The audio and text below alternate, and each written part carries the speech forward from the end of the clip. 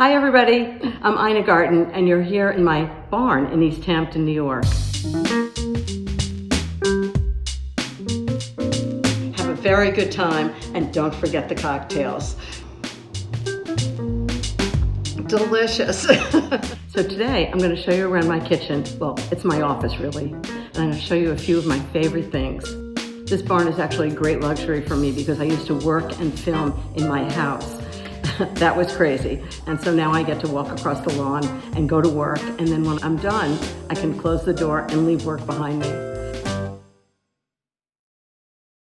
One of the things I do in my kitchen to make everything really simple is I don't have a lot of fancy equipment. I have just things that anybody else would have in their kitchen. Maybe a few more, but not a lot. Nothing that anybody can have themselves. I'm going to start with 3 things on the counter that I like to have out all the time. First, because they're better at room temperature, like garlic and oranges.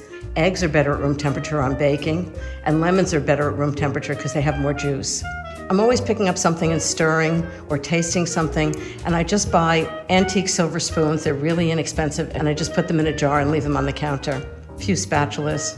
And the third thing is butcher blocks. They're really important. I have lots of them, and if you take care of them, they last forever. 2 years ago, when I thought about writing a cookbook that was going to come out in October of 2020, I thought, well, there's going to be an election in November and everybody's going to be stressed. So I'm going to write a cookbook about comfort food. And I thought, well, modern comfort food would be great because it's fresher, it's easier to make, it's kind of more delicious.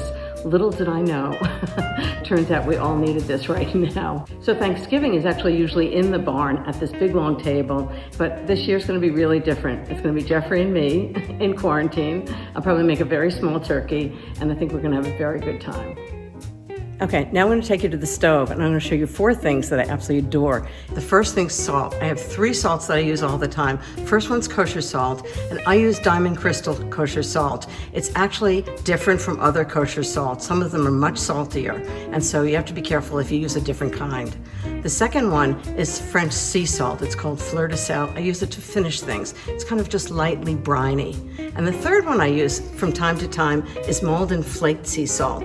And what I like is when I'm doing like a pastry crust, like a chicken pot pie or something, I'll brush it with egg wash and just sprinkle it with salt and pepper. And that flaked salt just looks gorgeous and that crunchiness tastes great. So 3 salts I always use. And then, these are really important, timers. I have lots of timers. I don't want to put something in the oven and forget about it, which I can do.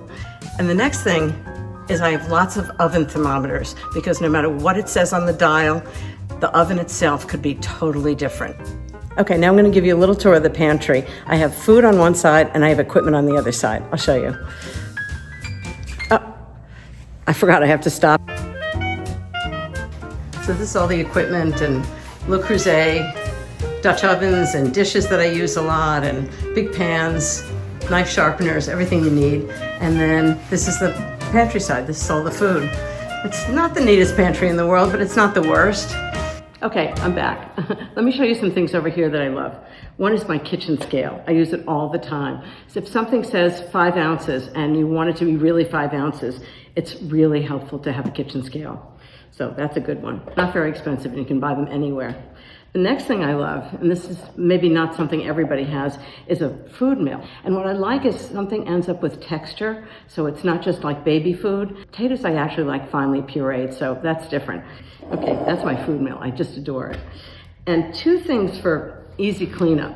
One is parchment paper, and I love to line sheet pans with parchment paper so that all you have to do is throw the paper out and you've got a nice clean pan. Well, you have to put it in the dishwasher, but it's not like crusty. And this is the other cleanup thing that I adore, which is my wrap and snap.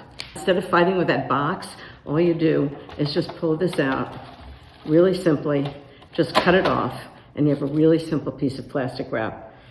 I use it all the time, just great. Okay, I've got one more thing to show you. Actually, I've got 2 more things to show you. First, I'm gonna show you this. And it's not for ice cream. What I do is I use this, just a regular ice cream scoop, for muffins, for meatballs, for anything that's round and shaped like that, and it makes perfectly proportioned meatballs and muffins, and it looks very professional. And it's just an ice cream scoop you can buy in the hardware store. Okay, one more thing, and it's my favorite thing in the kitchen. I'll be right back. And I'm looking for good vanilla. Homemade vanilla. This is just what I'm looking for. Wait till I tell you about this.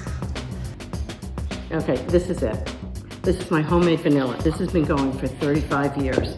What I did was I took a jar and I put vanilla beans in it. They're expensive, but you don't have to do it very often. And then I poured in vodka. You use very inexpensive vodka. It's no time for Grey Goose. And I filled the jar with vanilla and vodka. And the liquid, after about 4 to 6 months, becomes vanilla extract, and the smell is just amazing. And also the vanilla beans, the seeds inside become liquid. So you just snip off the top and you squeeze the beans out.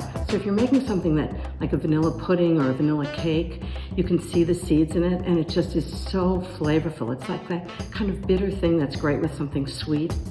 So that's my vanilla, and it's really easy to make. It's a great Christmas gift. Okay, that's a tour of my kitchen. I know this is going to be unusual Thanksgiving, but I think it's important to find joy in the small things, in the simple things, and to make it a real celebration, because the holidays really kind of mark important dates, and if we lose that, we'll lose the whole thing. And so have a wonderful Thanksgiving, cook a lot, share with everybody, and have a very good time. Happy Thanksgiving, everybody. Is that all right? That was so great. Okay, yeah. good.